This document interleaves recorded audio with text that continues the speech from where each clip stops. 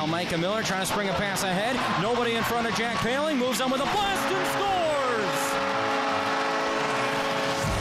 Jack Paling with We aren't giving up on chances, and we just got to bottom line execute. Waits, passes in front, great save, Paluzzi, as she robs a Gopher in front of her, and that was number 8, Kippen Keller, on the grade A opportunity. For me as a coach, that's the kind of D you're always looking for, because they don't grow on trees for sure, and he's done a really good job being a captain of a really young team this year. It was a really cool thing to see for them to really appreciate what I've done on and off the ice. to the far half wall. Jack Paling trying to play it into the corner. Now Paling turns, squares his body to the slot, sends it up high toward Jack. Sean makes its way through, and they score! Right along the blue line, Nick Paling was in front of the net, and St. Cloud State's got a lead here in the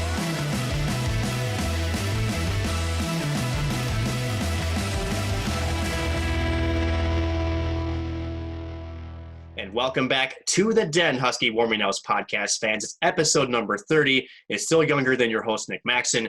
Noah Grant joins us from North Dakota.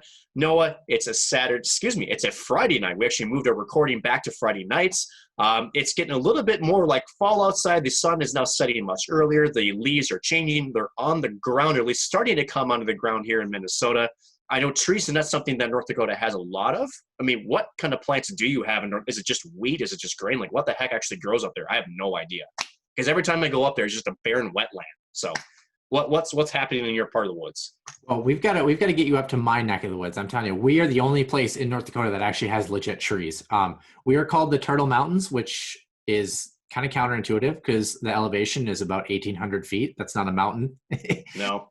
In case you had any curiosity. But yeah, no, I don't even think it's fall anymore, Nick. It's almost, with the time change, it's almost like winter in Siberia already. I mean, it's pitch black, Russia. Yeah. I don't know. My week's been good. It's I've been painting all week. Haven't really been thrilled about that, but I get you as the artistic type, but maybe I'm wrong. I don't know. You know what? I love to draw. I love to paint. Is it one of those, was it paints and wine nights? Is that what you're doing? I have been to one of those. Had a little bit more wine than the paint. Gotta be honest. I hope no paint for those who are listening, honestly. So, no, I've always loved to draw. Actually, I don't think a lot of people know that. But I kind of cheat a little bit. Not really cheat. Like I grew up, with the oil painting and that sort of thing. But now I draw on an iPad with an Apple Pencil, and the reason I do that is because if you spend 3 hours trying to do an art piece and you mess up one of the layers, you can just delete the layer and touch it up and try. But it lets you grow as an artist and that sort of thing. But it's it's like the millennial way of drawing. Is that? I guess, right? Because, you're not just messing up whatever you're working on with one swipe of the brush or the pen or whatever you want to call it. I just made mess with Crayola watercolor paints, and I could barely draw a stick figure, honestly. That's about as much artistic as I get.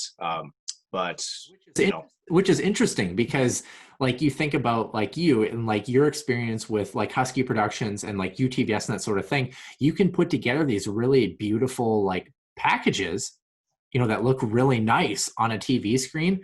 But if someone asked you to kind of draw it out on paper, it would look like I think a 5-year-old would beat me. Honestly, it's bad. I don't know. I've kind of, with some of my hobbies, obviously, before HP, with some photography, honestly, it's been kind of one of those, you just almost have a vision almost in your head of what you want. I don't know how to explain it.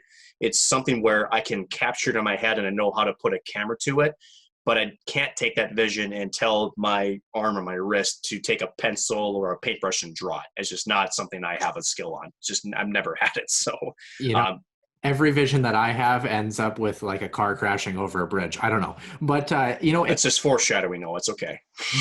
The Huskies Warming House podcast. That's how it'll end. It transitions well. We actually had a listener question, another anonymous listener question, actually from the same lady who sent us kind of a personal one a couple of weeks ago. This one made me laugh, Nick. The question was pretty simple. It goes, what is you and the co-host, Nick and I, what is your relationship like off the air? Are you close friends? that sort of thing. You're like, how is is it a professional relationship, or do we actually get along off the air? Is this where we ask Alexa what she thinks? I have an answer for this one, but I want to hear your answer first because I'm really curious. So, Nick, how would you define, are we a thing? Are we an item? How does this work? First of all, you're using millennial language that's very foreign to me. So when you say an item, I mean, isn't that like a dating term? It is. It is? Okay, we're definitely not that, which is good. Are we official? Well, if it has to be Facebook official, then no. So honestly, can I say bitch on this? Can I? Well, you just That'd be great. I just did? Okay. I guess to me, you're just a side bitch then. So no, I'm kidding. I would say that, it started professionally. And I still remember you talk about the day that we first met. Uh-huh. And the day that I actually first saw your mug, which mind you was like, who the hell is this guy? I was actually walking to do my play-by-play opportunity for HP. And it was this tall guy, and he's got, the headset on. I'm like, who the hell is that guy? And it wasn't until, the next week when we did our first radio broadcast together, I'm like, oh, this is the guy that the radio advisor, Jim Gray, had told me that he got a guy coming in from Minot State, former hockey player. He wants to try the radio side. And I guess kind of like in your dating words, we kind of became a thing right away because it's like, oh, you know hockey, I know hockey. Okay, this is good. So it kind of evolved from a very quick professional relationship to you're kicking my ass, to put it lightly, in MLB The Show, NHL 18 and 19. You just love to embarrass me in video games after we call a game. That's basically what it ended up being. But no, we talk a lot of hockey where I would say, we're pretty good friends outside of the podcast. I mean, you have to be, when you spend virtually an hour and a half, because we do a lot of prep before, during, and after. I mean, there's not a day that we usually don't talk, right? So there's so much that goes into this podcast. And I think it helps that we just have a very close personal relationship. So that way, when we have ideas on how to make the show better, or we have a criticism constructively about, somebody else, we're always trying to get better. And we have that, honest feedback for each other. We know we don't take it personally. We're just trying to be better. It's been really, really good. So yeah, that's kind of how I see it. I'm very curious as to how you would frame your half of the equation. So just know, respect your elders. Just remember that before you talk. I thought it was very romantic that you remembered our first time we ever met. It's beautiful. Our first time we ever, I believe, was actually, I'm trying to forget, but first time we ever actually worked. The first time we ever actually worked with each other, I believe, was that Northeastern game. I think October 25th was the date, to be honest with you. See, I'm not that creepy and remember the date. Do you remember the time too? Oh, that's right. It was 7:10 was puck drop. That's good. So what kind of a that? Get out of here. Yeah, no, it's funny. So I actually, I knew of you before we actually met. That's weird. To be honest, I was scared shitless. Why? To meet you. Because hockey really well. And everybody around KVSC and UTVS, and this is not a discredit to them. Most of them never played the game. So they just don't have that deeper dive that we hope to bring you on this podcast with our hockey knowledge. So I remember people were kind of like, oh, this dude really knows his hockey. If you're going to do color for him, you better know what you're doing. And me, I'm I've called 15 games on the radio. I'm terrified. This dude, he's been on TSN. He's been on a national broadcast. I'm shitting bricks, man. And I remember, if you're not friends with you, you just kind of go about your business. You say, hi, how are you? And you walk, you're not like Pat Micheletti, where Pat will walk around and talk to every living, breathing thing that's up in the press box. Right. So that was my first interaction with you, was kind of just watching you walk by, and it kind of intimidates you even more. Cause it's just this dude knows what he's freaking doing. Holy. So for someone that's 5'9", I didn't realize I had this almost scarecrow persona about me. I'm like, my gosh, that's intimidating. My gosh. I think it's because of how ugly your face is. I don't know. Walter White, man, I'm working on it. So I remember I came up in the press box, and like you mentioned, you had mentioned something about some bit or some analysis that somebody in the studio had given you about a play that had happened last week for one of the Husky games. And you were talking about how this analysis was so poor, and you were like, no, it's supposed to go like this. And I was like, yeah, obviously you're going to have F1 step through and he's going to chip it up the wall, and then it's a simple breakout play. And you kind of just look at me and you're like, holy shit. like someone actually understands what I'm trying to say. Like, I mean, Yes. it was just this like, oh my gosh, like you're one of me. So it's like almost going like overseas, like to a place where you don't speak the language. Then all of a sudden it's like, hey, do you know where the bathroom is? And like, yeah, it's over there. Like, you speak my language. It's weird. It's almost has like that. I don't know if you want to call it surprise, but it has like this almost relief almost to it too, where it's like, okay, I can talk my language too now. I don't know, what language do you speak when it's not? I mean, it's not English. You're not good at that. So. Because I'm a really poor communicator, to be honest with you. So that's why we give you a microphone. It's okay.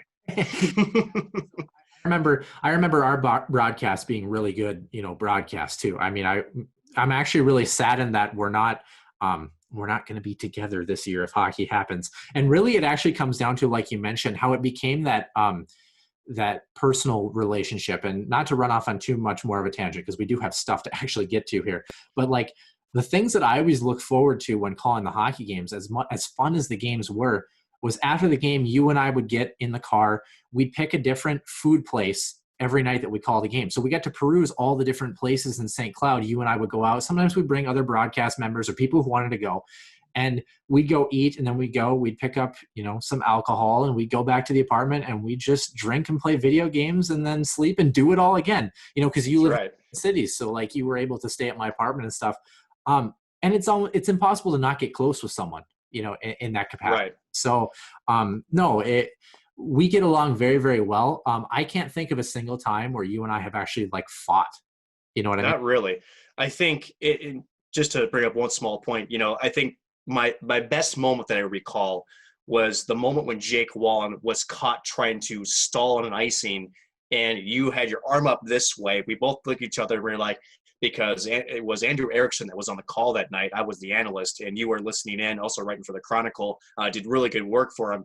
And we both looked at it, and we just knew. We're like, yep, this is a delay tactic. This is gamesmanship. And it's like, you developed that sort of that unspoken bond that, we're just like, yep, we know exactly what's happening. And hearing it, you had a headset on that day, just listening to the broadcast. And again, just that one look, the minute I said it, you were just like, yep, he's got it. It was just one of those things where you develop that relationship, and you can almost, I don't want to say think for each other, but almost think kind of like, they say great mind thinks alike, but I don't know if I have a great mind. I don't know. Can you attest to that? I don't know. I can't give myself that much credit, but it really is that though, where like, you talk about doing a podcast, a lot of doing this podcast is subliminal. You know what I mean? It's a lot of, how do I read and react? Like, are you going to take a question? When can I jump and step over you? When can I not do that? Cause like, if you think about our guests that come in, right? You and I probably have 20 questions each that we want to ask our guests, and we got to find a way for each of us to ask maybe 4 or 5 questions apiece. What's the right question? When do I ask this? Do I not ask this? Do I let Nick take this one? Do I take 2 questions in a row? You don't develop that overnight. You really don't. No. So it's been an awesome ride, and honestly, I'm super excited to continue it. But Nick is my friend. That's probably the longest wooden answer, just to say Nick is my friend. But happy to have you as a broadcast partner, obviously for the radio games as well as here on the podcast. It's been wonderful. I couldn't have imagined we'd get to the spot where you're at, and it's been a hell of a ride, and I hope it continues. It's been a lot of fun. Yeah, definitely. So speaking of a lot of fun, let's get into like what we're actually like here, not paid to be here, but what we're here to do to give you guys some great content. Let's jump into our trivia question, 2-line fan trivia. We had a winner this week. 2-line fan trivia is your chance to win. Follow the Huskies Warming House podcast on Twitter @WarmingHouseDen. A new question will be asked every week. Be the first to tweet us the correct answer. Winners will be mentioned on the show, as well as a chance for prizes and more. 1 question, 1 answer, 1 winner. It's 2-line trivia.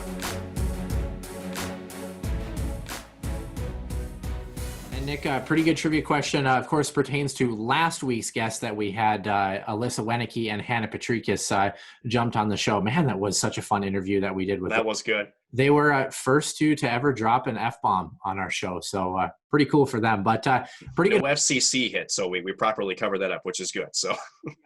So pretty good hockey players too. So in 2018-19, Hannah Patrikis was the St. Cloud State women's hockey team scoring leader with 22 points. Last year, of course, our freshman phenom Clara Himlerova tallied 26 to lead the team. Another European freshman in 2017-18 paced the team with 24 points. Who was this player? Nick, I have a feeling you know this answer. This is an easy one. There's only one European player that comes to my mind that is in that age bracket, and that's Laura Kluge. Yep, German-born Laura Kluge actually held the record for most points by a rookie skater until Klara Himlerova came along this year. So kudos to both of those players getting ready. Laura Kluge for her senior season and Himlerova for her sophomore year. But our winner, we pretty much had two winners. It was another tight race. We had two repeat winners, Tinner Heath and Brody Falconer 8. Both had the correct answer. Brody was a little bit quicker, so he is our winner for like the fourth or fifth time in a row. He's been on it.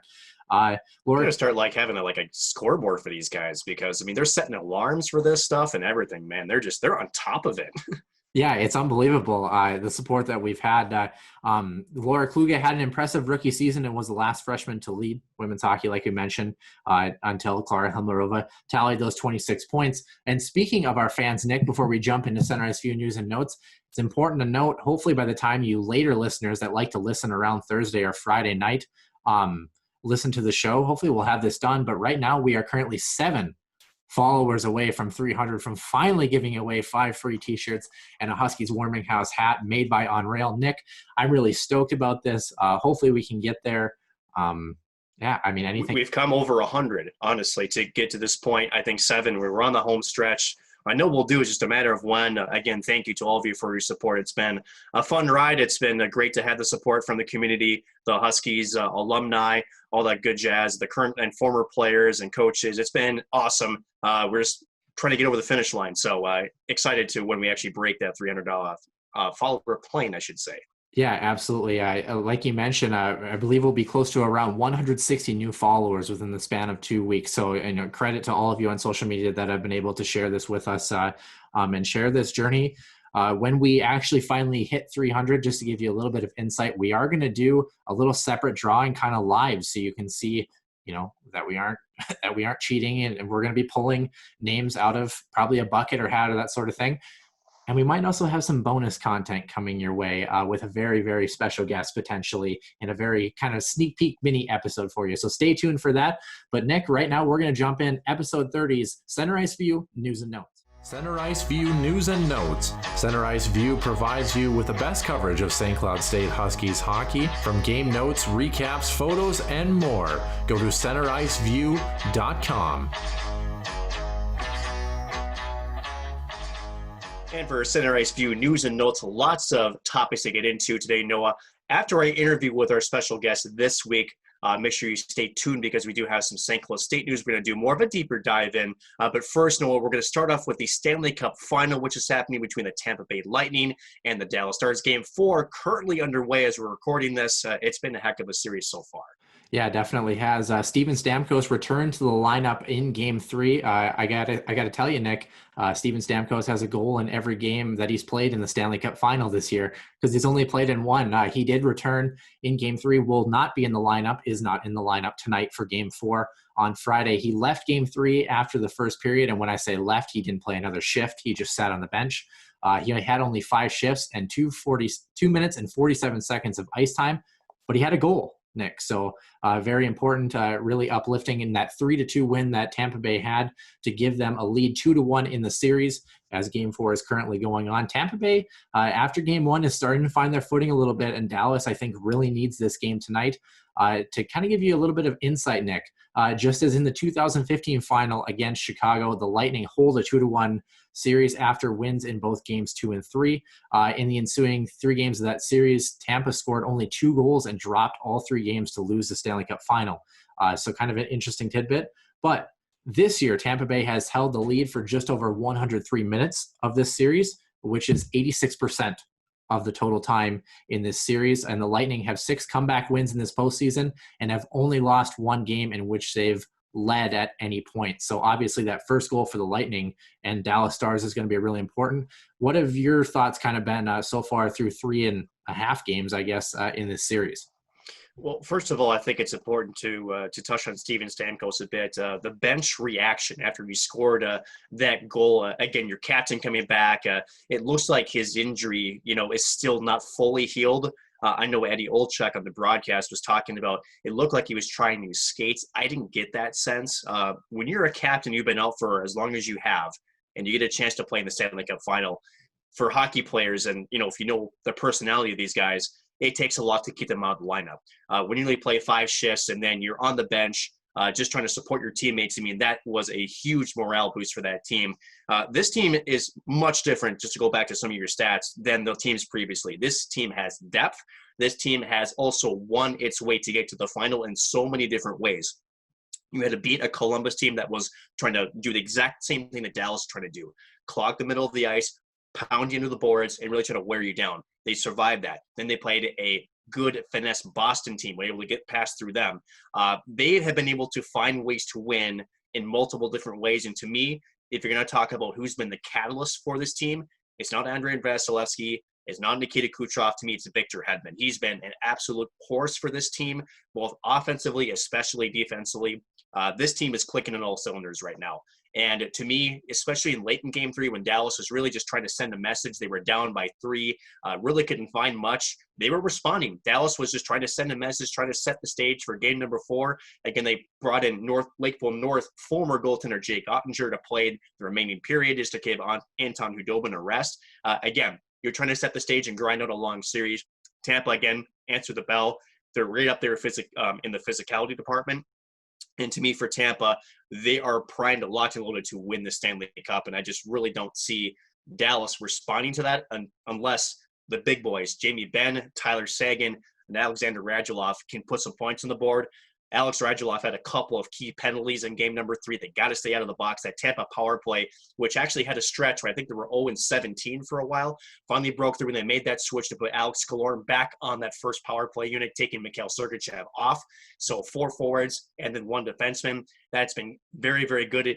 If you give that unit some power play confidence, that spells bad news for Dallas, especially when their scoring drives up again for the Stars. So to me, that's the way I see it.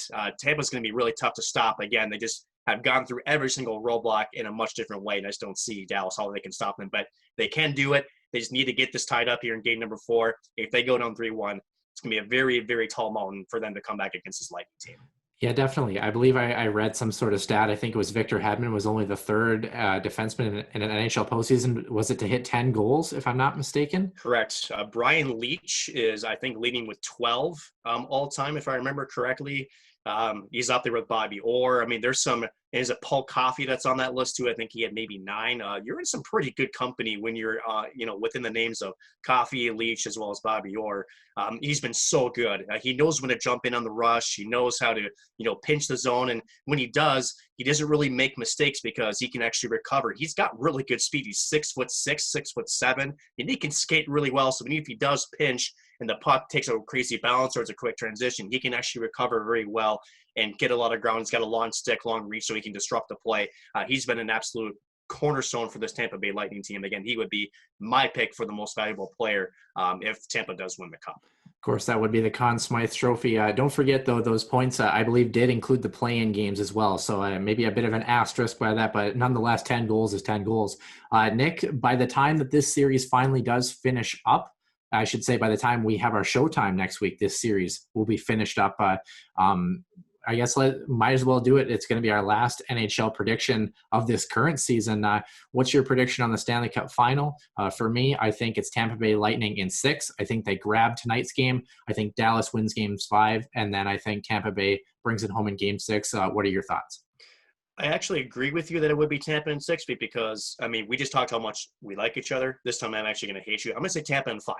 I really do think that if Tampa does take tonight's game and they've got a really good opportunity to do it, there's just no stopping that train. I think there's just too much confidence there, again, that you can roll 4 lines with John Cooper. The power play is clicking now. Their penalty kill has been outstanding.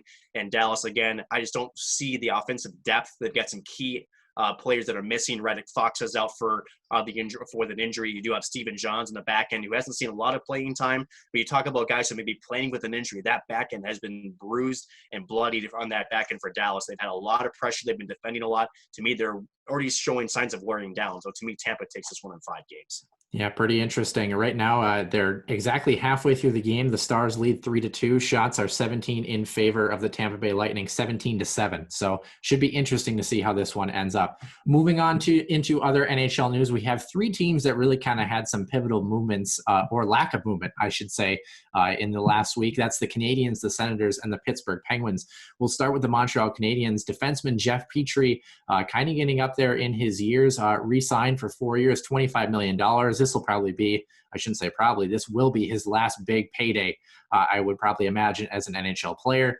And then forward Jake Evans out of Notre Dame in 2014 gets a 2-year extension, $1.5 million total.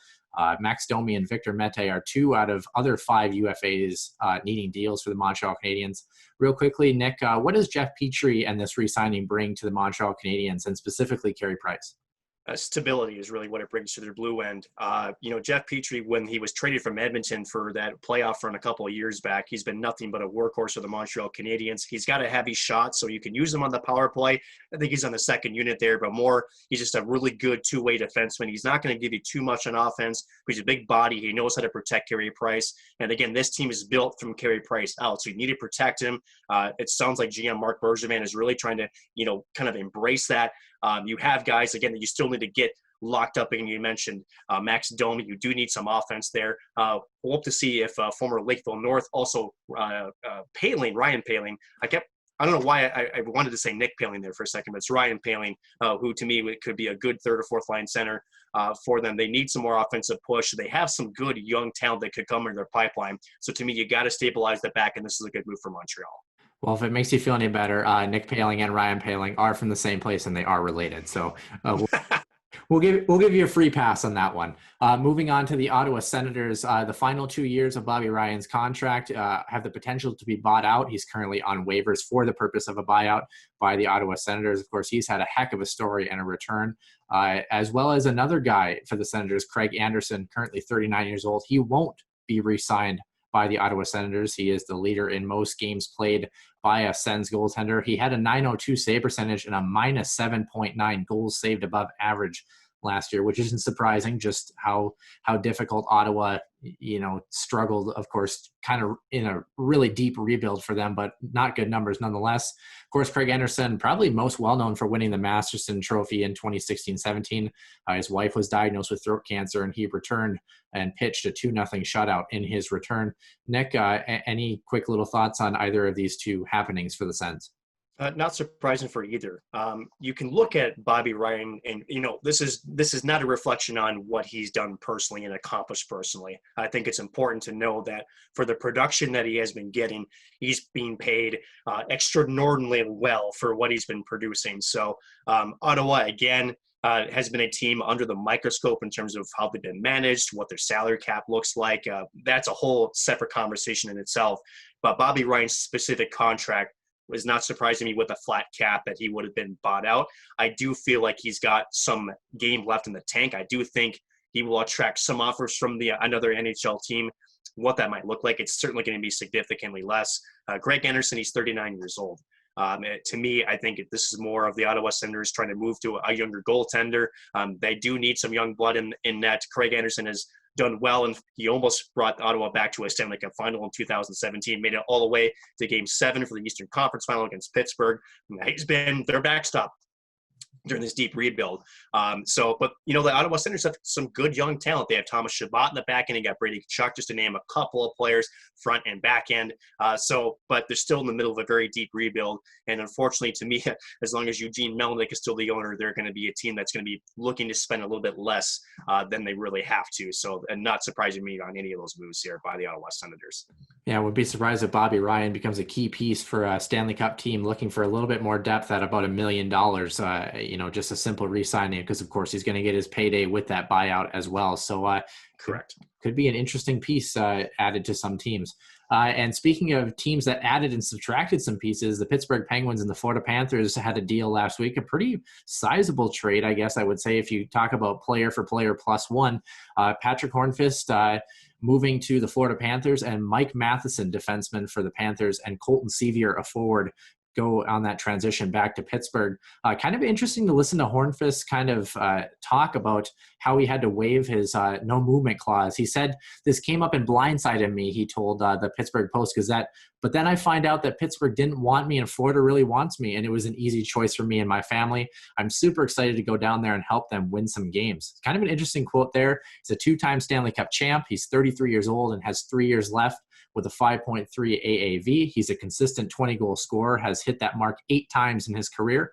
I really like the addition of Mike Matheson. He's only 26, 6 years left at 4.88 average annual value. That's a heck of a pickup, especially with Jack Johnson really struggling on the back end for Pittsburgh. And then Colton Sevier is kind of a depth piece that's going to fill that transition period for Jim Rutherford and the Penguins. 31 years old, just a year remaining, and $1.2 million. Only had 16 points in 70 games last year. And the Penguins are also moving on from Justin Schultz. His latest deal was average $5.5 million per year. And this cements the first trade for Bill Zito as the new Panthers GM, formerly with the Columbus Blue Jackets. And the last GM, of course, of Florida was Dale Talon, who exited after 10 seasons on September 2nd. Nick, that was a lot of information. Nitty gritty, what can you break down about this trade? First of all, I love this move for the Florida Panthers. If there's one part about Patrick Hornqvist's game that he brings to the Panthers that they really haven't had, is a guy that is not afraid to go to the blue paint and go make some noise. He's a guy that makes his living around the crease. He's a guy that often gets those rebound goals. He's there to really stir the pot and just make the defenseman's life a little bit more difficult than it has to be. He's a good screen guy. Again, he's a guy that he's not going to be a finesse guy. He's a good hard-nosed hockey player. He can get in on the forecheck, but more importantly, he's there in the crease, always making that goaltender's space just to feel a little bit smaller. So I really like this pickup for Florida, especially put him up with Sasha Barkov, Jonathan Huberdeau. That'd be a great first line if I'm the Florida Panthers head coach Joe Quenneville, to try to just give it a shot. I think that would be a really good first line for the Panthers to give it a try. And then for Pittsburgh, again, this is more a cap situation more than anything. You're locked into Jack Johnson. Not much you can do, but you got to try to get somebody there. So Matheson in the back end, a very good contract in terms of money-wise. And then Colton Sevier, you mentioned already. He's a depth piece, but he can skate. Colton Sevier's a good skater. He's not going to score you many goals. You mentioned his point value, but he's a good guy that he can play within a good structure. And again, Pittsburgh's always been a team that emphasizes speed. So with him in the lineup, he should fit in nicely the way that Pittsburgh plays the game. Yeah, definitely. Adding experience and young guys, either way that you look at it, I think that Mike Matheson contract is going to be pretty good for the Pittsburgh Penguins. Of course, Colton Sevier, a former Dallas Star, and then you have Patrick Hornqvist, who might as well be remembered as that game winner in Game 6 of the Stanley Cup Final against the Nashville Predators to clinch their second Stanley Cup for the Pittsburgh Penguins during his tenure there. So pretty interesting there. Only 4 more quick little topics to get to, Nick, just some quick rumblings around the National Hockey League. Paul McLean, affectionately known as the Walrus because of his beautiful mustache. He was hired by the Toronto Maple Leafs as an assistant coach, was known as a longtime Senators head coach. Definitely happy to see that mug, back behind a bench. And speaking of being behind a bench, Nick, the San Jose Sharks removed the interim tag on, how do you say his name? You say it better than I do. Bob Boughner. Ooh, tough name. Tough name. I don't know, but tough name. He's the new head coach. I shouldn't say new. He's the true head coach now for the San Jose Sharks, who are, I don't know if they're in a rebuild, but they're in a really tough spot right now as an organization. And but I don't know, tough name or not for him, he's getting a payday. So yeah, kudos to him. Boughner has kind of been a journeyman of NHL coaches. He spent time in Florida. He's kind of been the guy that's there for a couple of years and has really never found a true home to me. And he's picking up a spot where, as you mentioned, San Jose is just in a really tough spot as an organization. You committed a lot of money to Erik Karlsson. He really hasn't been the full defenseman they were hoping when they signed. He's still been battling injuries. They have a very aging core. You really don't have a whole bunch of young talent coming through. San Jose, to me, is in a very beginning stages of what should be a deep rebuild. I mean, they try to keep Patrick Marleau, Joe Thornton. Again, talk about Joe Pavelski. He's now on the Stars in a Cup Final run. Just keep that game together for so long, and eventually, you're giving up young pieces to try to get additional caps and talent to try to make cup runs. The closest was it 2017 or 2016 against Pittsburgh? 2016. That was as close as they got. Never really was able to return to that deep in the playoff run.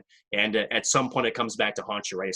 You hit a wall and it just drops. And that's where San Jose is at. And with all the money they still have committed to some of those key pieces, it's going to be very tough for them now, especially with a flat cap with COVID-19, for them to really do many adjustments to their roster without having to give up significant pieces. And remember, they already traded away a first from this last year as part of the Erik Karlsson trade. So they don't have high draft picks either. So this is a very tough spot for the San Jose Sharks. Expect them to kind of be where Ottawa is for the next maybe 2 years at least before they start maybe trying to rise from the depths of the Pacific Ocean there in the San Francisco area.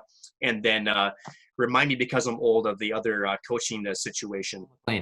Paul McLean, yes. So Paul McLean is a defensive specialist. That was kind of what rose him to the ranks in Ottawa to take over as head coach.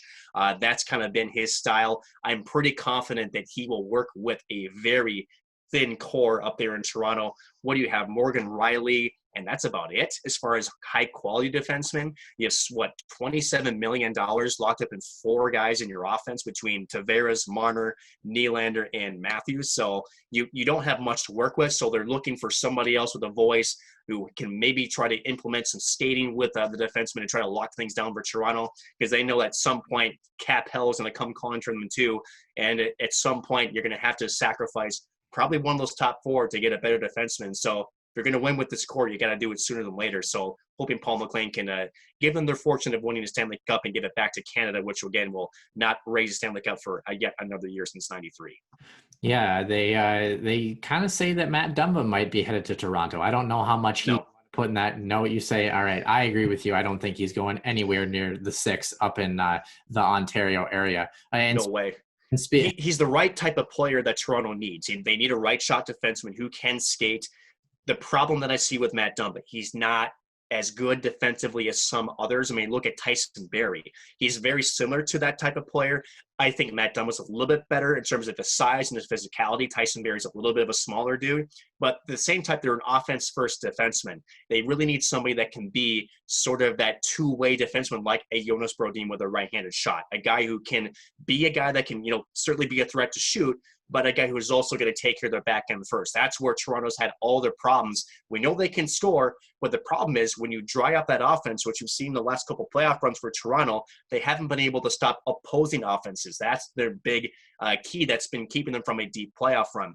So, but again, we're in a flat cap era. So you send Matt Dumba at $6 million a year, he's going to have a big pay raise during the next couple of seasons. You're going to have to pay him, number one.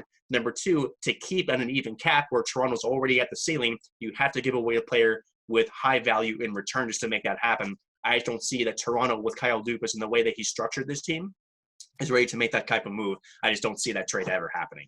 Well, one thing's for sure, Jake Gardiner will not be wearing a Toronto Maple Leafs uniform anymore. No. And you talk about the Sharks as well and the Ottawa Senators, that Erik Karlsson trade, or signing, I should say, and those draft picks really interesting. Moving on to our last 2 topics very quickly here, Nick. Jimmy Howard of the Detroit Red Wings won't re-sign with the team, still wants to play elsewhere, kind of nearing up there in age.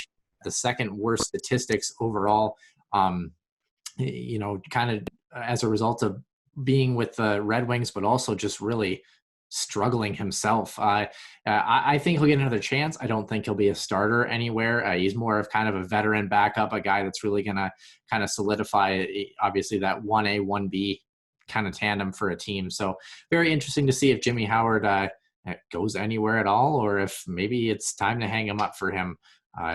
I think he does get an opportunity somewhere. Let's be honest with Jimmy Howard. Is he the best goaltender in the league? No. But we saw what he could do when he had a good team in front of him. He's a very capable goaltender.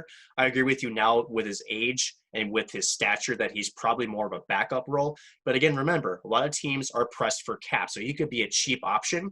And let's talk about injuries and playoff runs. Look what happened to Colorado. They went down with their first 2 goaltenders and had to go to their third string in Pavel Francouz. You can't have enough goaltending depth in an organization, so he could find himself on maybe a playoff type team as a backup.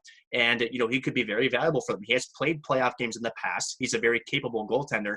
And right now with Detroit, again, a lot of rebuilding still happening in the Motor City. And to me, I think he just wants a change of scenery. And I do think that in itself will be actually a big refreshing moment for his career if he can get somewhere on a team to sign, which I think he will. Definitely. And our last topic, glad you mentioned change of scenery. There might be one coming up near us in the Peg. The Winnipeg Jets have Patrick Laine on the trade block, taking some very serious offers. One of the rumors was potentially that Minnesota would be on there. I don't really see that way option. For you, Nick, really quickly, what one team do you think Patrick Laine has the best chance of going to, and what is that team getting in the right shot forward? First of all, he's not going to any team in the Western Conference, thus a division rival. There's no way Winnipeg is trading their second overall pick, a very capable goal scorer in Patrick Laine, to a division rival. That's just not happening. One, the way the playoffs are structured, it's a division first record. So you have to be in the top 3 to get a spot. And then if you're not there, you have to fight your way for a wild card spot as it's set up now. So why would you make that trade? I just don't see it. Yes, they need defensive help. Where Patrick Laine could go on East, tell me who's got defensive depth. Carolina does. They have guys that they could offload. Again, they saw that Joel Edmondson goes up to Montreal, was it? Was it Joel? Yep. So they have defensive depth there that maybe they could skirt away with. And for Patrick Laine, could you imagine Patrick Laine under Svechnikov, Sebastian Aho? Oh boy, that would be pretty darn good to see. But you're not going to see that type of player stay within the same conference. He's going to get traded to the opposite conference. Carolina could absolutely use that. The problem is, again, you talk about payday. Patrick Laine is going to be due for a big pay raise. He took really good steps this last season in terms of really rounding out his two-way game. He's not just give me the puck and I'm going to go coast to coast and shoot the puck. That was his first couple of years. Now he's trying to make some passes. He's trying to get, more selfless with the puck, which I think was good. But when you do that transition, you suffer a little bit on your statistics. And again, Winnipeg with the Dustin Byfuglien situation, that really hurt them on the back end. They know that they're missing multiple pieces. I really am not actually convinced that they're going to trade Patrick Laine at this point. I really am not, just because at this point, for Patrick Laine and the Winnipeg Jets, yes, could they get multiple pieces that could help them, right now? Yes, they could. Is it going to be the types of pieces that might push you towards a playoff run? I don't know yet. I think there's too many holes to fill for Winnipeg, and it's very difficult to take a second overall pick with a player of his skill level and trade him for scraps. And you're really not trading a player like that to rebuild. You're trading for a player for other pieces that are going to help you push for a playoff run. So to me, I get the idea and why there's trade talk, because as a GM, you have to be approachable. You have to say, you know what? I have holes to fill. Maybe I'll float a guy's name out. It doesn't necessarily mean a trade is imminent or going to happen, but you listen to offers and maybe the right one comes around, but I still have a tough time thinking that you're going to get at least 2 players in return that are high quality players. And number 3, you have to get at least a first round pick out of it, because that's who he was in the first place. So this is a transactional thing that's going to happen if it does. I don't see it happening. Winnipeg is going to try to hold on to this player. It depends on how they start next season, when and if that does happen. If they start to falter and they really, aren't the team they thought they were, maybe he gets moved, but I don't see it happening in this offseason. I just really don't. To me, there's still too much to lose for Winnipeg by trading Patrick Laine. Yeah, definitely. And in Carolina, they're just looking for someone who can handle the punch of Alexander Ovechkin. But speaking of things that pack a punch, Nick, Jeff Passolt joins us in our Healthy Scratch interview for episode number 30. 38-year broadcasting career, got his start as a hockey player and broadcasting, just taking an elective class here at the university. Pretty good Division II-III hockey player, I should say. And he was a heck of a guest as well, Nick. So without further ado, Jeff Passolt and our Healthy Scratch interview segment. With a new guest joining every week, it's a lineup chock full of players, coaches, fans, and more. This week's special guest is the Healthy Scratch.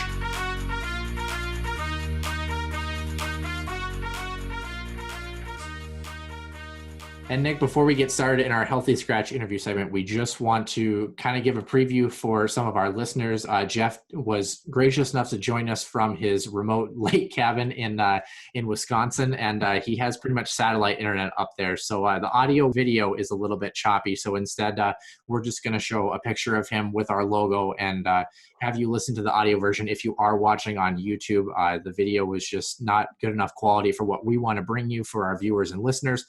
But the audio is what's important. He had some great stories, and we're going to kick it to him right now. And welcome us this week on the Healthy Scratch interview segment. We have former sports anchor, former St. Cloud State University men's hockey player, and broadcasting aficionaire, Jeff Passolt. Jeff joining us via satellite internet from someplace in Wisconsin. Jeff, how are you doing this afternoon? Again, thanks for joining us. Yeah, I'm up in northwest Wisconsin, about 20 miles north of Spooner and 25 miles west of Hayward. So this is my lake place that I spend my summers at here. Very lucky to have a situation like this because it was at one time my great-grandfather's farm. And it got passed down through the generations. And to make long story short, I bought out an aunt and ended up building my cabin up here. Yeah, Jeff, you're obviously not originally from Wisconsin. Of course, you have family there. Originally from St. Louis Park, down in the Twin Cities, and kind of interesting to look at the history of St. Louis Park too in athletics. I mean, you're not the only Passolt, of course, that has any sort of claim to fame. Of course, 1974 graduate Danny Passolt, a 9-letter winner. And then, of course, you have Johnny, who I believe lives in Wisconsin and is a golf pro, too. Can you kind of talk about your time at St. Louis Park and some of maybe the cool names that you got to meet and your family lineage, what it meant for you to come from such a place and go to school with guys like Mark Trestman, who coached the Vikings and Bears, Danny Johnson, a Golden Gloves boxer, guys like that, and ladies for that matter. Yeah, it's incredible. There's a certain time frame there where it just so happens a lot of people came out of St. Louis Park that have gone on to do some incredible things. And I was fortunate in that we grew up in a 2-bedroom house. I had 5 brothers, so there'd be 5 of us in one room, and my mom and dad and my baby brother in the other room. And it was that way. So really, for my mom's sanity, we were booted out of the house, and it would be down to the rink at the end of school. And so he had us all skating by the time we could walk. And I'm number 3 in line, so my 2 older brothers would let me tag along all the time, Dave and Dan. I think that anybody in my family would probably tell you, you mentioned my brother Dan and all the letters he won. He won 9 letters, but he could have easily won more. He could play any sport. And in fact, he ended up at North Dakota for a couple of years, but he ended up giving hockey up after his sophomore season. Probably one of the fastest skaters I've ever been around. And in fact, Steve Martinson, who was my line mate and is now a minor league coach down in Allen, Texas, and might be kind of neat if you guys could have him as a guest sometime. I remember Marty, we call him, asking me, when we were in high school, you had a guy on your team. He'd come down the wing really fast, and he wasn't very big, but he'd jump right over people. And I said, yeah, that's my brother. He says, no, he didn't look anything like you. And this guy, he could jump right over. I said, yeah, that's my brother. But what Marty didn't know is that Danny was also a high hurdler in track, and he was only about 5'8". I always said he should have been in the Ice Capades or something after we got out of high school. But he could do on skates was he used to skate to the outdoor rink and skate right towards the boards and then jump right over them into the snowbank. I don't think I remember anybody ever doing that. So Danny went on to be a pretty good athlete. My brother John was an All-American down at Mankato State. He was a All-American high school hockey player and soccer player too. And now his son, Josh, plays for Western Michigan. So there was that. And all of us played. All of us, just couldn't wait to have the pond freeze over or get out to the rink.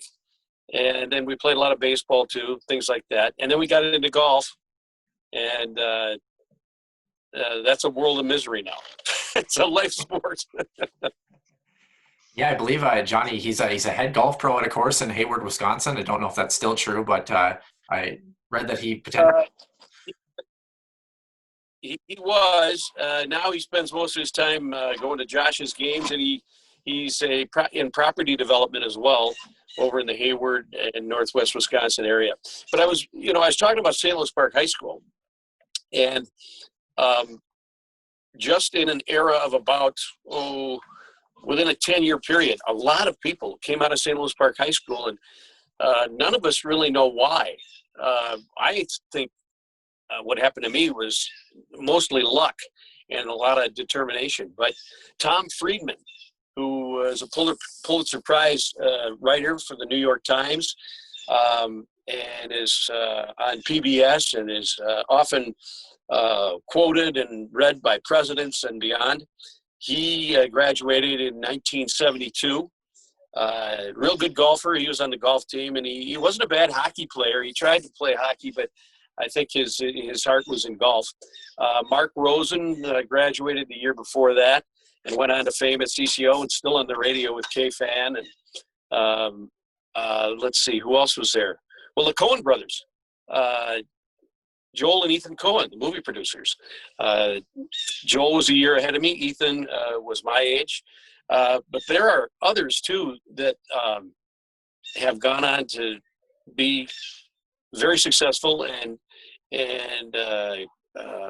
kind of trailblazers in their career in a way.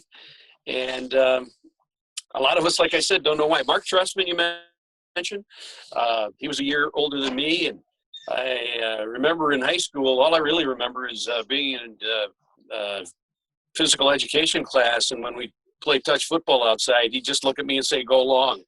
And I would. And he could throw it a mile. But I got a real nice letter from him when I stepped away from TV. It was nice to reconnect. Jeff, you're wearing some St. Cloud gear. Obviously, you transitioned from St. Louis Park into the Husky Nation. We'll get into some details and maybe some fun details of your playing career as well. But talk to me a little bit about your transition from St. Louis Park to St. Cloud, and I guess why you chose to stay within the state, and some of your early time there at the university. Well, I played 2 years of junior hockey after high school. I didn't really get a lot of attention. Part of my senior year, I popped a shoulder out real bad. And so, once that happens, it's pretty tough to produce. But not to make any excuses, so I played for the Bloomington Junior Stars. And my second season, I wasn't real productive in junior hockey either, but near the end of my second season, I really started to kind of get what was going on. And we played so well that we won the league championship, and we actually won an international tournament right after that down in Austin, Minnesota. And we beat a Canadian team. They were all a couple years younger than us. Looking back on that roster, I was digging through some old stuff here a couple years ago, and there was about 5 guys on that team that ended up in the NHL on that Canadian team. There was also a team from Sweden. I have vague memories of playing them as well.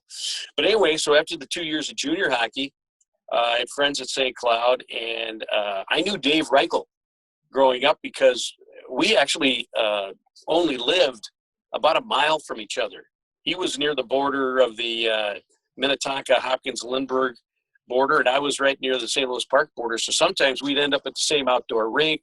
We grew up playing against each other. So when I visited St. Cloud, Dave would stop me and say, "When are you going to come up here?" And lo and behold, I finally did. And that's really how I ended up at St. Cloud State. Yeah, that's kind of fascinating. We'll get to broadcasting in a second as well, because I believe that all started with just a college class taken just for credit, TV Production 101. So we'll touch on that in just a second. But to give people the rundown, St. Cloud State, you were nominated into the Hall of Fame in 2007, played from 1977 to 81, played for Charlie Bash, went 40, 20, and 2 in your last 2 years at the university, and 136 points, which is 11th all-time in St. Cloud State total history. But you're pretty infamous for one statistic that will never, ever be broken in Division II, Division III history at St. Cloud State. The record for most penalty minutes in a game, the record book says 34 against Bemidji State. I think the most I've ever seen in a game has got to be 20. So I got to know, who did you piss off or who did you whack over the head with your hockey stick to end up getting that many minutes? Well, by the end of it, just about everybody. But we were at Bemidji State, and it was early in the game. I went into the Bemidji State corner and went to freeze the puck, and they blew the whistle. And I was down on my knees by this time. And so as I started to get up, 5 seconds after the whistle, I got run from behind. And at that time, we had the cages on. So my nose just smashed into my cage. And I knew right away that I broke it, So it's bleeding, and I came out of there, and I said something to the ref like, what the hell was that? Aren't you calling anything? And he said, no, and if you don't shut up, you're going to get something. And then I figured, well, heck with it. So I poked the guy that I thought did it to me with my stick. Well, I poked the wrong guy. And so then we went at it.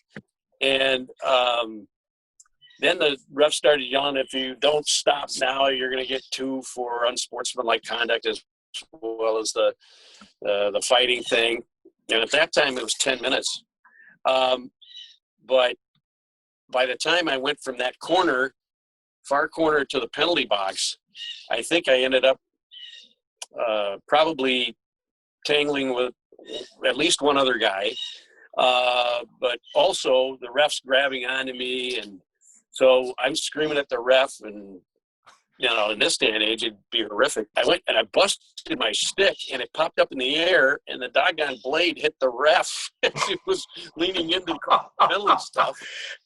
And so then more got booted out of the game, and 34 penalty minutes. And I'll tell you what, it happened so fast, and nothing like that had happened to me ever before, where I just lost it. And you know what? It's infamy for me to this day.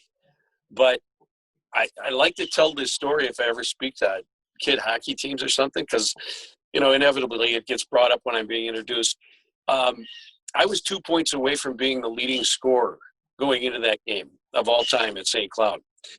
Dave Reichel had the record. And there were 10 games to go in our season. And so I got booted from that game. I got booted from the next game in addition. When I came back, the coach kind of wanted to teach me a lesson. And so, suddenly I wasn't on the power play and things like that. And then I finally got over that. But then I could not buy a break in my last several games. And especially we played in a total goals series back then against Concordia to make it to the NCAA Division II Final Four. It was going to be out, I think, in Lowell, Massachusetts. And the first night we won 5-3. So we figured we got it made. And the next night we just couldn't score a goal as often as we should have. So we lost 5-3. So it went to a 10-minute sudden death overtime.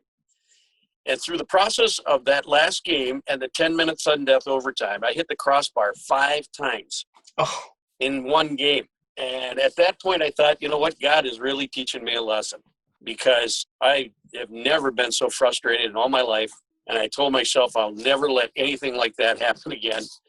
But we ended up losing on a fluky, bouncy goal. As you mentioned, we had good records those last couple of years. And we had a real good team my senior season. A lot of guys could score, good defense, great goalie, Rory Eisness, All-American. The team that ended up winning the NCAA tournament was my brother's team, Mankato State. So we could have been there too. Didn't happen. Well, if it makes you feel any better, the Division I record for most penalties in a game is only 19. So another moment in St. Cloud State history for you really paved the stepping stone for what you would end up doing for essentially your entire career.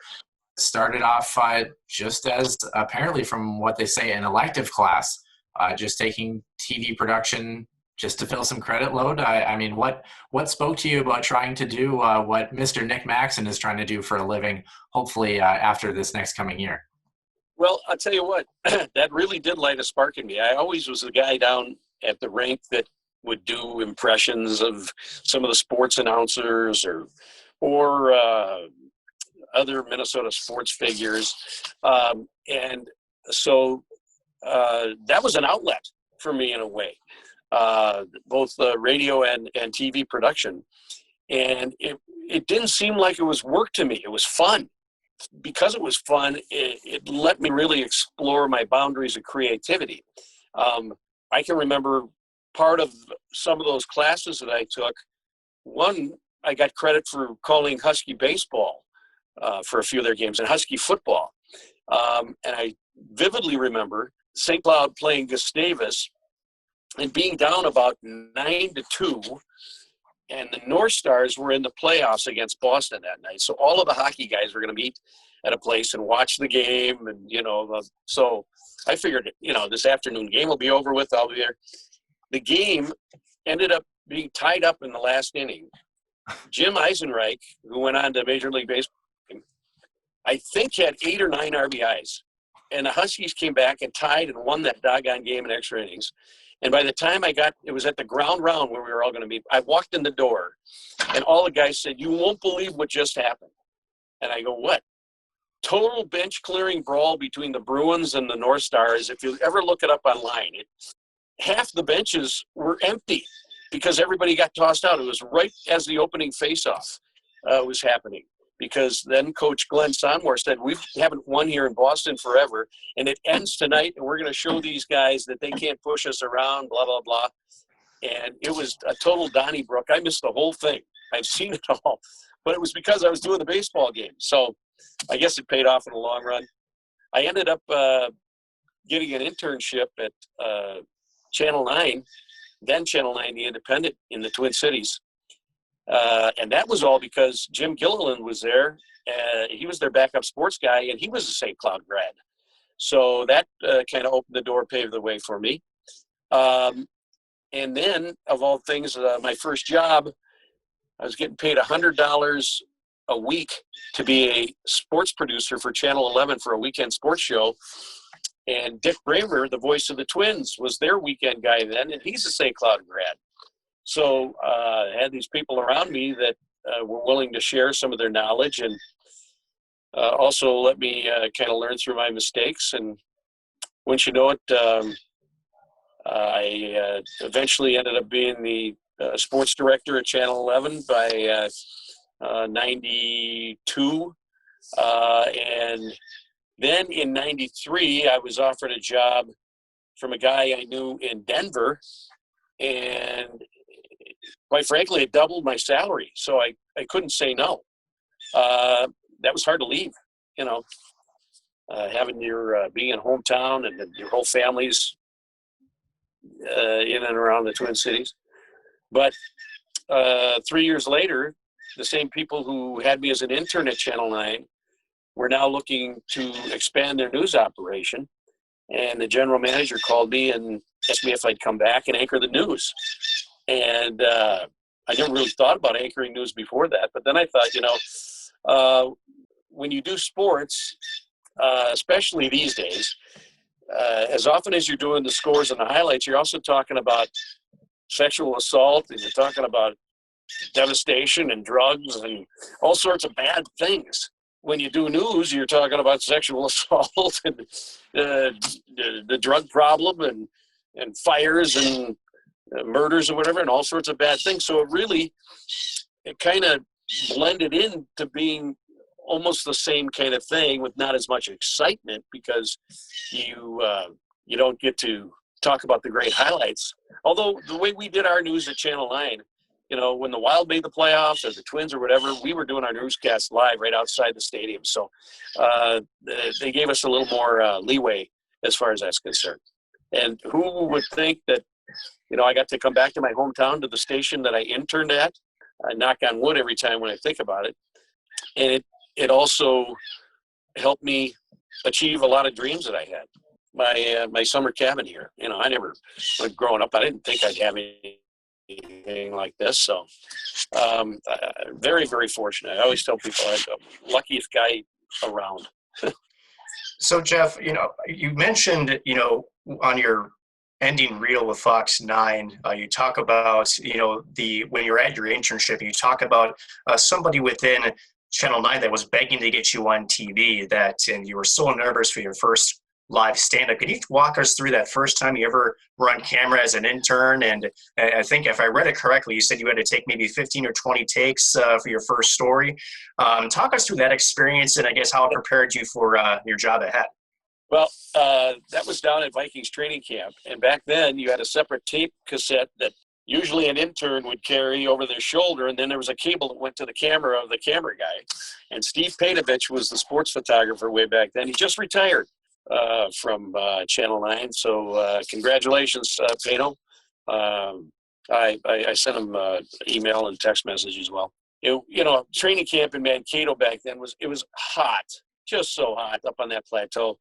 And here we are at the end of the day, and he said he was willing to let me try to do a little something on camera. And the harder you try to get it right, the worse you'll do. That's something I learned real early. And I was trying like crazy to be perfect. That made me botch it up even more. And so it was 15 or 20 times.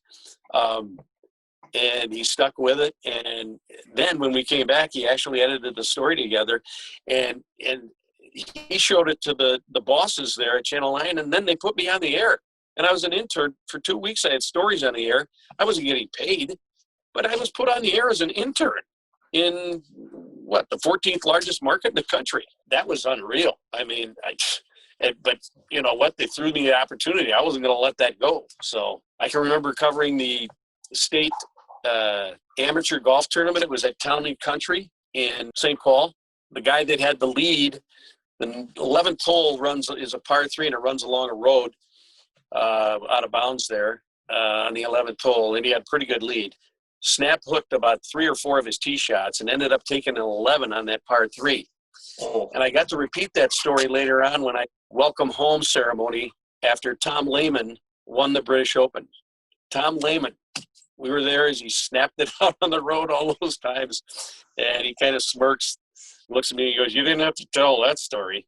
But it's funny, just down in Florida, they had the senior event in Naples, so we went for one day, and as I'm walking by the putting green, they have it roped off, and there's a good 25 yards, and I'm just walking by, and I go, "Hey, Tom," and then I just yelled my last name, and most of the guys are concentrating and putting, and he looks up, and he came over and shook hands with us and everything. It was pretty cool. I didn't bring up the hook the shots out of bounds on the par 3 then, though.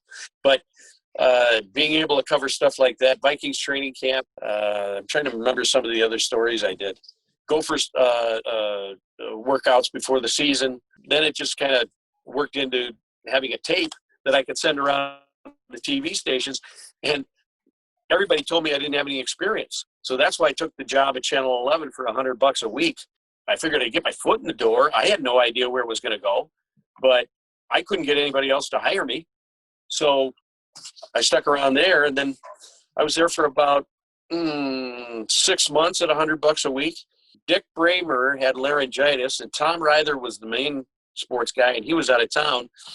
So the news director called me. It was Sunday after a Vikings game, and the news director called me and said, "Do you have a sport coat?" I go, "Yeah, one. It's blue." He says, "Do you have a tie?" I said, "I have 2 ties and a white shirt."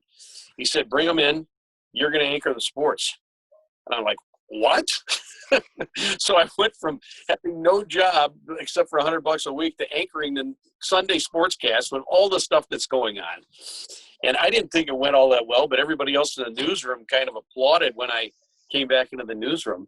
And there's a note on my phone that said, "Call Bob Jordan." So I dialed Bob Jordan's number. Turns out he was the news director at Channel 5.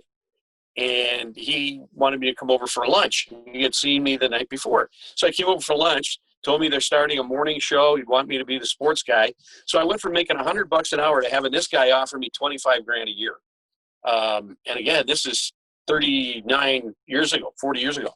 So I went back to Channel 11, and I told them, "Hey, I had lunch with this Bob Jordan guy, and he offered me $25,000 a year." And the Channel 11 guy said, "Well, we'll give you $1,000 more if you sign a contract with us." So I said, "Well, I'll go call Bob Jordan and tell him." And Jordan says, "I'll give you another $1,000. So now I had to go back to the Channel 11 guy, and he says, "God damn it, you're signing this thing, and this back and forth is over with." And but I got a $4,000 raise in the matter of about 10 minutes. So crazy to wait. Like I said, just total luck. I'm actually glad that you brought up that morning show, because that was, I mean, kind of a big break for you in a sense. Actually, so big that some people actually wanted to nominate you as governor. And the eventual winner, Arnie Paulson, was so amused that he created a Jeff Passolt Day. Can you kind of walk us through what that experience was like? Because I mean, I don't think Nick or I together combined have had anything as cool as that happen in our lifetime. Well, I started at KQ in 1988. Mark Rosen left to go to CCO radio at the time. Tom Bernard didn't realize it, but when I was a junior in high school, his roommate was my older brother's friend, so we played touch football against each other. And so my brother's friend had told Tom, Jeff Passolt does all those impressions of like Lou Nanny and Lou Holtz and these guys. You should have him on the radio. So they had me on one day, and after that, boom, I'm working on KQ. That was 1990, and the GOP candidate had to drop out of the race because of a scandal involving teenage girls in a pool or something. So he was defamed. Arnie came in at the last minute and kind of took his on the ticket. He wasn't originally even running. So KQ, to have fun with it, said, we're going to run Jeff and Terry Train, and they're going to be part of the pool party. So that was the play on the other guy getting in trouble in the pool party. And they started to do these rallies on the weekends. They'd be at various bars and restaurants around the Twin Cities.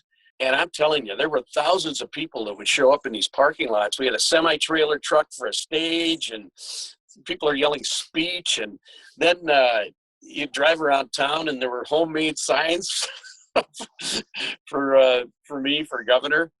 I wasn't behind any of it. I was just kind of going along with the shtick of KQ. On election day, the League of Women Voters decided after a while that they weren't going to count any more votes. So I had gotten like 20,000 votes or something. And then they stopped counting. They told all the precincts, don't count his votes. So I don't know what I would have ended up with. I would have never won, but it was funny. And then Arnie, like you said, had fun with it, and he declared it Jeff Passolt Day. But the other reason he did that is because the other reason I left Channel 11 is a new general manager came in, and the guy had pulled a contract offer off the table on me. I was just about ready to sign the thing. So all of a sudden, I'm without a contract, and I have a family to worry about and all of that, bills to pay. I don't know what's going to happen to me. So because I was having that issue, it was written up in the paper, and this guy that I had known from a show in Chicago that I did work for was a producer now out in Denver. He was flying through the Twin Cities. He grabbed the local paper and he reads that I'm having contract issues. So he calls me and says, do you want to come to Denver and audition? Again, I didn't send a tape or anything. So I end up in Denver auditioning, and I got the job. And it was because of Channel 11 pulling the contract, and Arnie Carlson, because people were protesting outside Channel 11. And that was at KQ's urging. That was a real comfortable time for me, still working at 11 with protesters outside demanding that they sign me. Oh my. But Arnie drives his limo up in the middle of the protests and gets out and does this proclamation. And so I had to go outside the station and receive this big plaque from him. Jeff Passolt Day. So still have it in a box somewhere. I don't know, but it was a crazy time. Jeff, your broadcast career spans, a couple of different decades, and certainly, with some insane events, whether it be 9/11 and maybe it's the Twins World Series, certainly, plenty of different stories and events that you may have had the chance to cover. As far as your broadcasting career goes, what were some of the big stories that you remember covering that you just may never forget, or maybe one that just tops it all, that's your favorite one that you've ever had the pleasure of being on television to share the story with the viewers at home? Well, I say this all the time, that the greatest event in Minnesota history was that Twins' first World Series win in '87. And I say that because, boy, we could use something like that now. Everybody loved each other in Minnesota. Everywhere you went, people were happy. Everybody was on the same team. And then to be right in the middle of it. And another thing that happened to me, I snuck in the back door when the Twins won the ALCS to their locker room and was live on the air as these guys were throwing shaving cream in my face and everything. And it ended up on Marv Albert's blooper tapes that they were selling and all this other stuff. That kind of put me on the map. I wasn't a real familiar name until that time. And then the radio stations were talking about me and what had happened, because it was immediately after the game, and the game had been on NBC and Channel 11 with NBC affiliate, so people hadn't switched the dial. That was probably, in my career, the biggest thing that ever happened to me. And I would say for Minnesota, that was the biggest great news story. Now, the other ones that were extremely difficult, the Wellstone plane crash shortly before an election, and the tragedy that happened up near Ely. I was at my daughter's high school tennis tournament.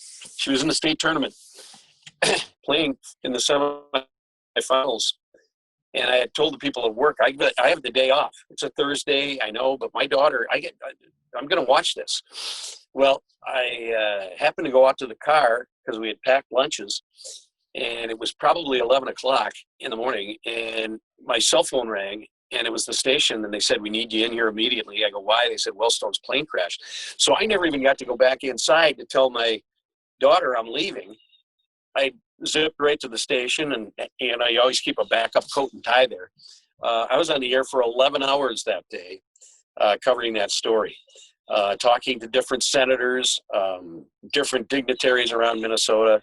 You know, it took 5.5 hours to get a live satellite truck at that time. There wasn't this technology up to Ely, so we had to fill all that. And I was pretty much on my own, with the occasional one reporter or another to come and sit on the set with me, because at the time my co-anchor was out of town. That was a day and a night I'll never forget. And I really feel bad to this day that for my daughter, but that shows you if you've got the aid to do. And then I would say the bridge collapse, 35W, live on the air as that happened. And when the first grainy picture came through, that sight that looked like something out of the movie Earthquake, with the bus hanging precariously on the bridge, and just the thought at that time of how many people are probably dead, that 13 people only passed away, is amazing to me, because it was at 6 o'clock, the height of rush hour. That was a major one too. And then you look at some of the others, the night that Jesse Ventura won the election, none of the other stations in town even had him on the board when they'd show the results coming in. But we at Channel 9 thought, you know what, we better, just in case. And by God, if he didn't win in that three-way race, that was a big one. I had the joy of covering the Olympic Games a few times, playoff games, great players, getting to meet childhood idols like Harmon Killebrew and Rod Carew and Lou Nanne and Tom Reed and Gump Worsley. I could go down to Gordie Howe, interviewing Gordie Howe, Bobby Hull,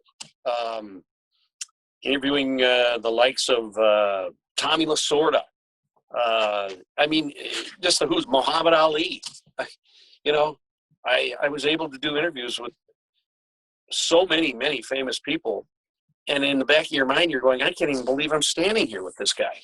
So I guess that would be some of the highlights for me. And I'm sure I'm leaving quite a few out, but always had a great time covering the high school tournaments too. Yeah, definitely. Only a couple more questions for you, Jeff. And once again, thanks again for joining us. I have two more questions. One still involves broadcasting, and I hear that meteorologist Ian Leonard was the result of a Passolt prank involving some gum and then maybe a stolen car. Apparently, you were quite the prankster. Do you have any good stories of some wool over the eyes that you pull to some people? Well, it goes back and forth. Here's what happened. I had a car taken from me, and I didn't know it. It was a car I owned, and I was going through a divorce at the time.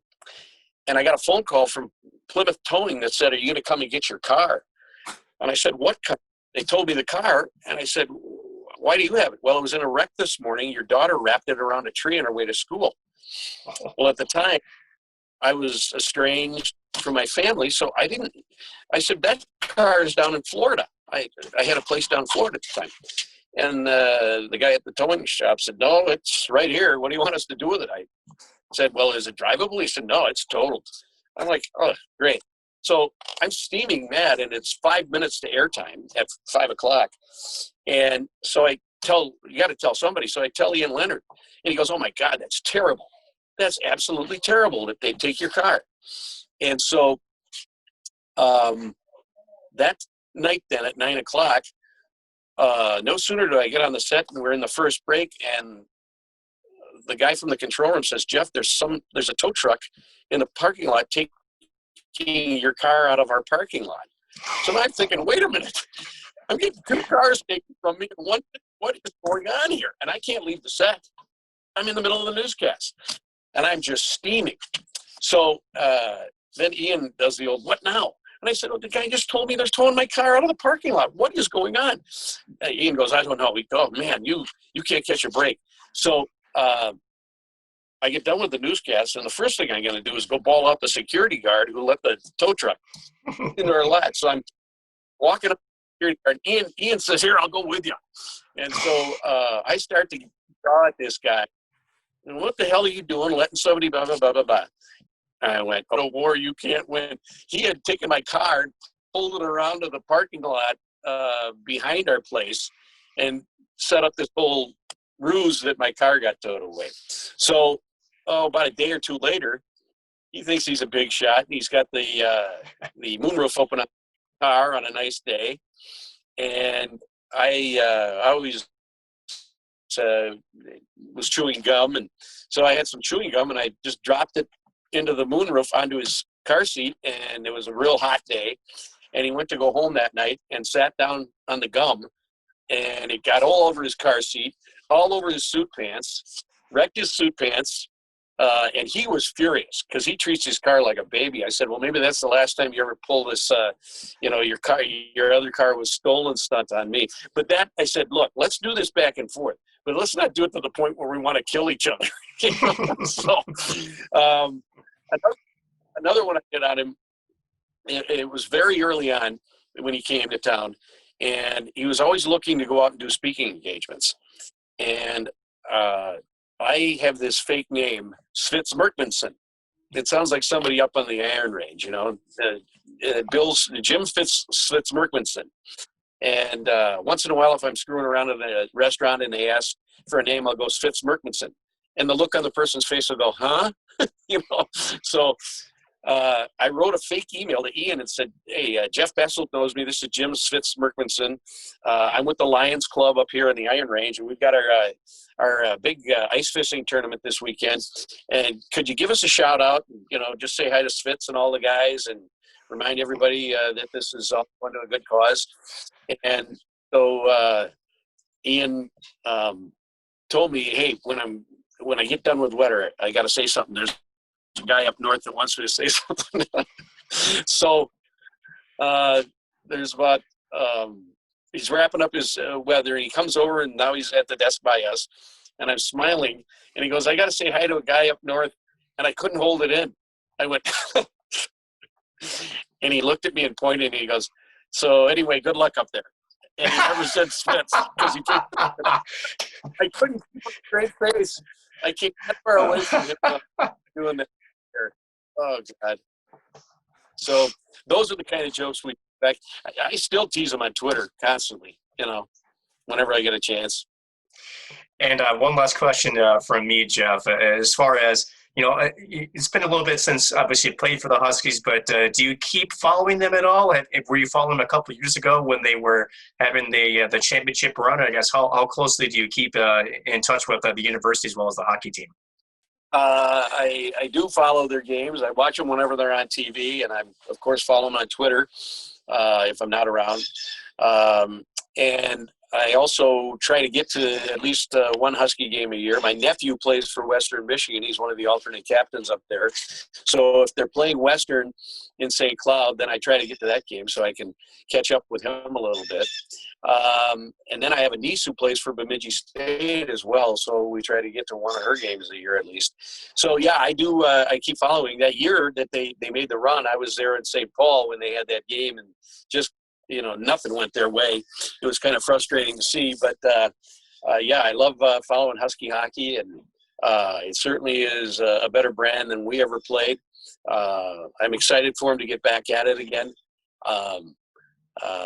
and a lot of personal reasons, just a lot of pride too. I think it's really turned into one of the elite programs in the country, and now what they've done with the new weight and training room and all of that, it's come a long way from the days that we were playing over on the north side up there.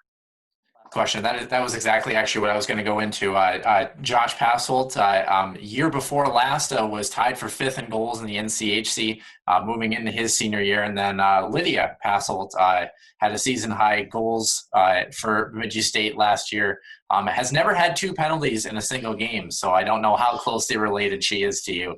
But I was just going to ask, of course, she had the game-winning goal actually against St. Cloud on December 6th last year. How often do you get a chance to go to either Bemidji or Western Michigan as well and take in some of those games? And then what are you going to do in your free time after they're both done playing hockey as well? Well, I haven't gone to Western, but I'll go to their games if they're in St. Cloud or in the cities. Josh had shoulder surgery in the offseason. His goal scoring was down last year, and a lot of people didn't know it. He had a real bad shoulder. So I would imagine the way he can shoot that puck, his goal numbers are going to be up again this year. We sure hope so when they get going. Lydia, Josh is my brother John's son. Lydia is my youngest brother Mark's daughter. And so we see her a lot because they come up near our lake place here in the summer. And we have been to a few of her games. In fact, we went the year before last when Hockey Day in Minnesota was up in Bemidji. And at face-off for that women's game, it was 21 below. But we had a ball. We really did. So fun to see them both coming to the final season of their college careers. And who knows where it might take them from here.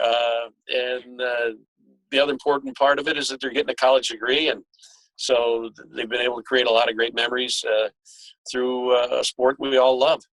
Jeff Passolt, former KMSP news anchor, sports aficionado, and prankster aficionado as well. Jeff, again, thank you so much for joining us this afternoon. Enjoy the golf links up there for sure as we run into officially fall now here in the upper Midwest. And like to have you on sometime again if you can. Be sure to take care of yourself. And again, thanks for joining us.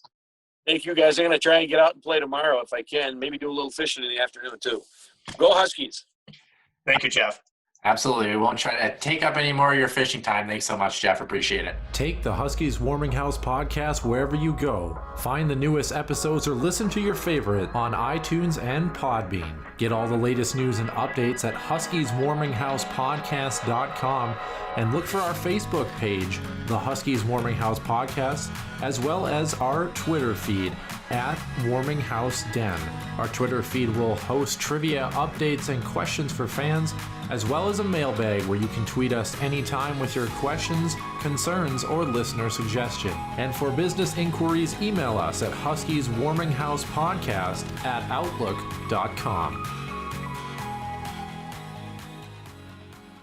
Jeff Passolt, thanks again for joining us on the Healthy Scratch interview.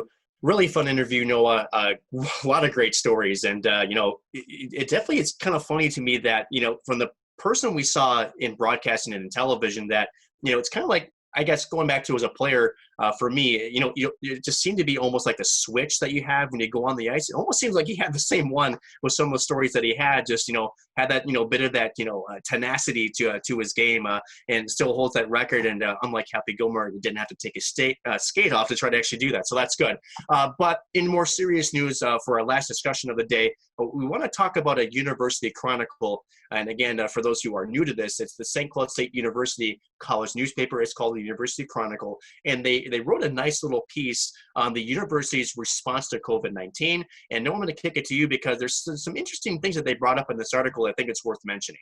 Yeah, it comes from Tim Spire, who's a very great dude. I happened to work for the University Chronicle last year, and you might love some things they do, you might hate some things they do, but they do some darn good reporting and really good investigative work. So kudos to them. This comes from their article and from statements that they have kind of pulled through emails with an anonymous source that's been talking to the University Chronicle through athletics, as well as some emails with, I believe, Heather Weems as well. So the gist of the story here, the kind of the breaking headline is St. Cloud State is kind of been brushing positive COVID tests under the rug a little bit here. And as a result, varsity athletics has been halted, according to a source, like we mentioned, from athletics talking to the University Chronicle.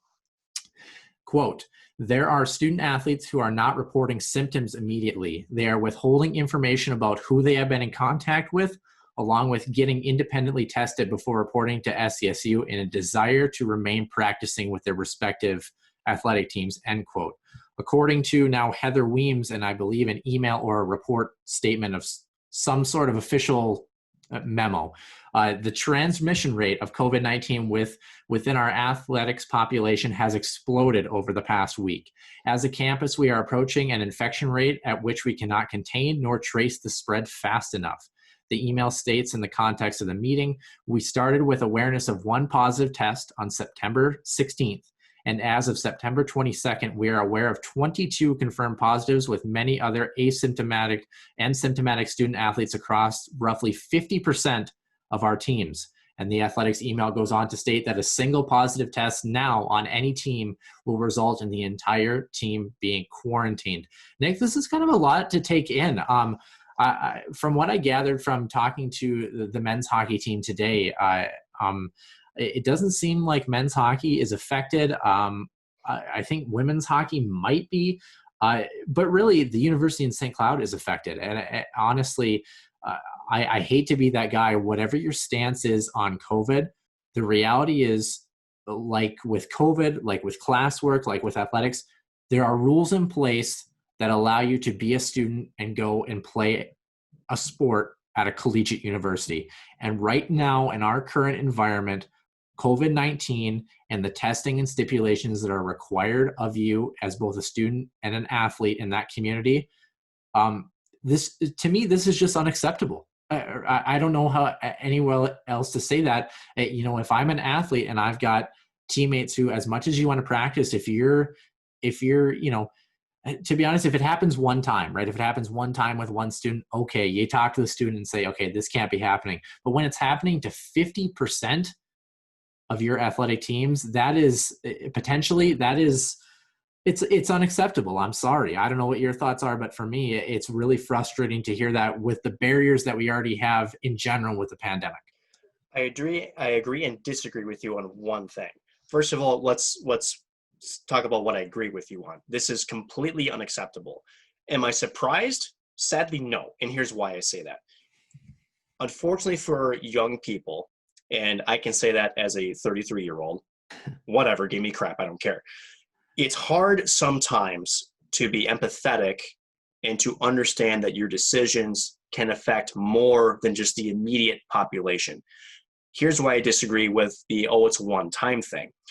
Let's talk about this transmission rate already, right? One case has exploded to 50% supposedly of the athletic population.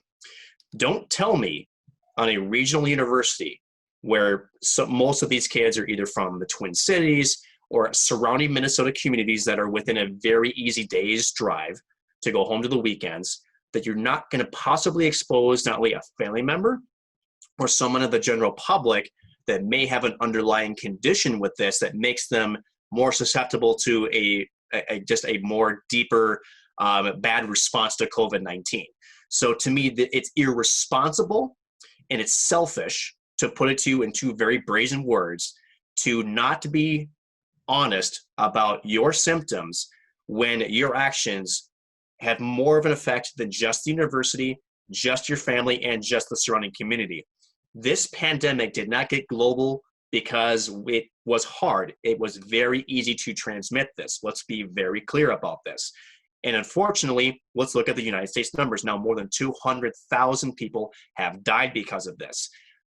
This is why we cannot get this under control, is because people are not treating this as a life or death scenario. This is life and death. And unfortunately, until we recognize, even those who are 18, 19, 20 years old, whoever the student athletes are, you recognize that, yes, maybe you as a student athlete are in a low risk category for your own response to COVID-19. Unfortunately, you are still part of the transmission process to keep this thing spreading across first of all, our state, the nation, and around the world. And until we understand that you could affect somebody East Coast, West Coast, it doesn't matter. You come into contact, was it the 7 degrees of separation? It happens so quickly, right? So we need to look at this as this is a very serious thing. And the lying and the deceit, to me, completely unjustifiable. No one to me is going to come off the hook for that. Absolutely not.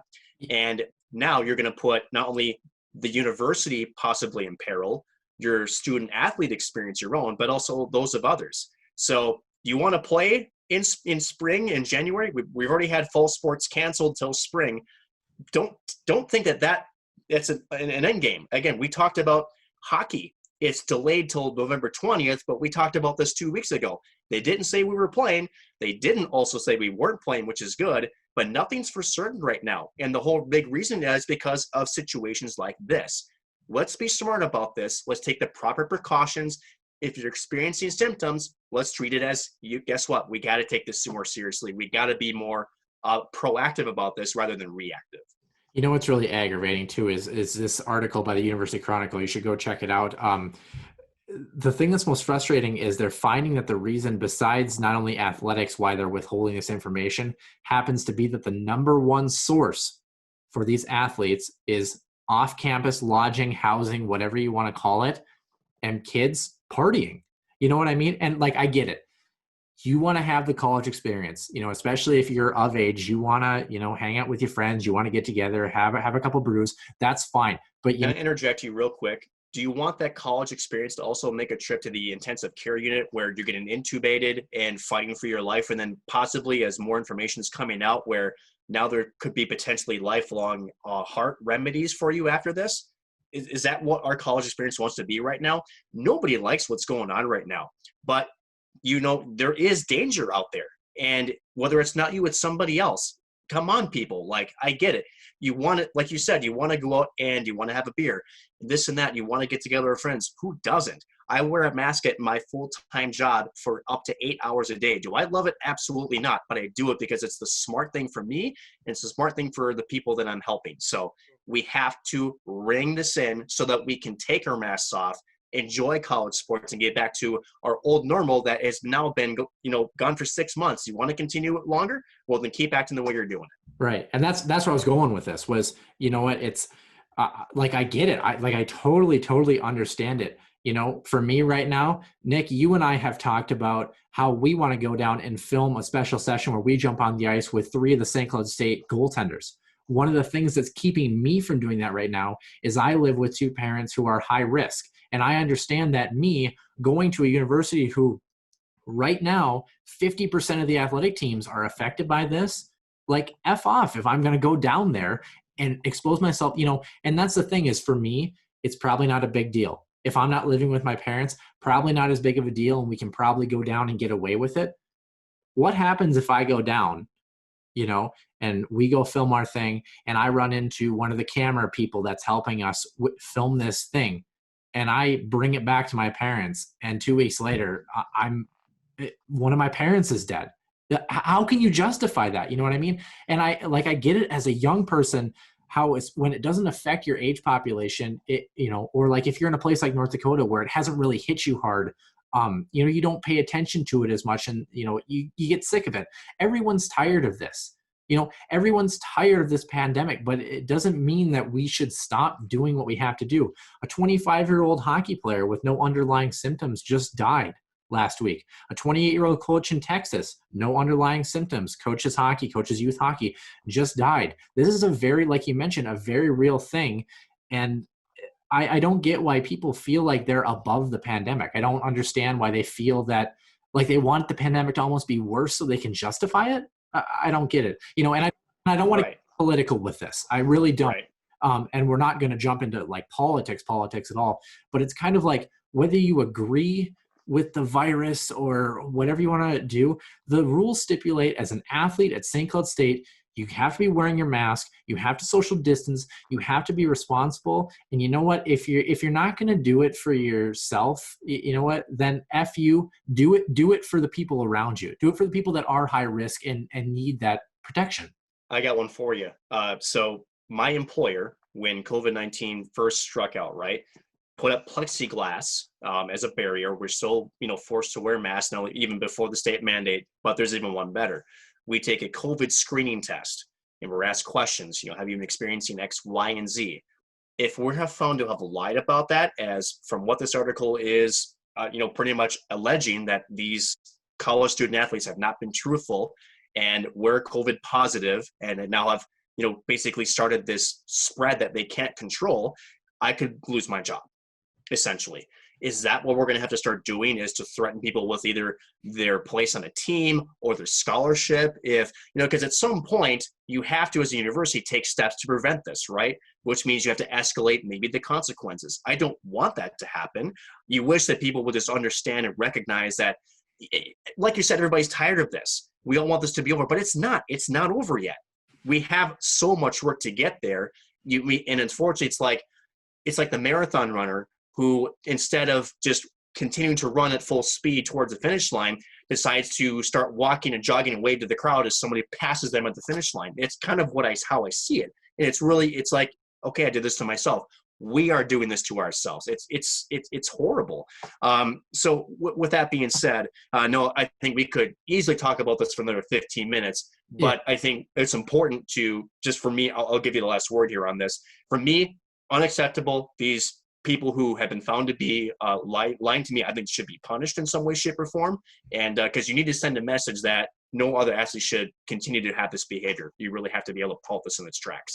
Yeah, definitely. And it puts, people who run the university like Heather Weems, and people in athletics who, love them or hate them, it puts them in a difficult position where it's really not their fault in a lot of capacity. Can they do more? Yeah, absolutely. But it really puts them in a tough position. So Nick, with that, we're going to end our show, but here's the deal. That was really freaking depressing. So what we're going to do is, to finish the show, Nick, I want you to tell me one thing that you're looking forward to this week, whether it be work, school, play, whatever. What's something that you're thankful for or super excited about for this week? I'm thankful to watch, I'm looking forward to Tampa hoist the cup in 5 games. Honestly, Tampa could have won 3 or 4 cups by now with the roster they have. To me, they're overdue for it. I think this is their year to finally do it.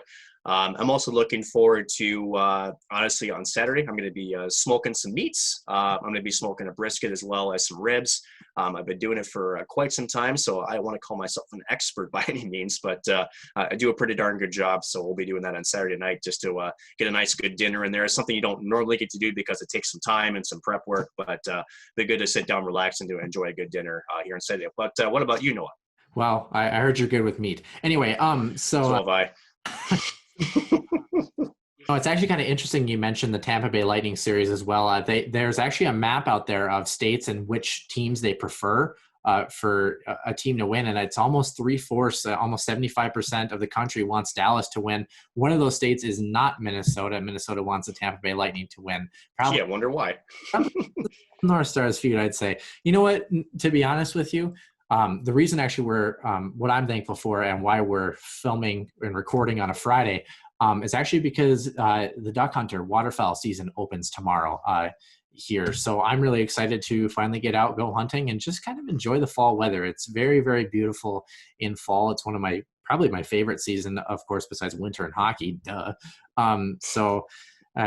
Just being able to kind of slow down a little bit, breathe in, take it all in, and be able to talk hockey a little bit on the side. I'm really thankful for the opportunity that both the world is giving us, but also you as fans are giving us as well to be able to do this. So really thankful for everything, and hoping that you're going to come back and stay tuned with us for episode number 31, potentially having some men's hockey players from potentially different eras. We'll see how things shake out. But with that, that'll conclude episode number 30 of the Huskies Warming House podcast. For Nick Maxon, I'm Noah Grant, and we'll see you next week.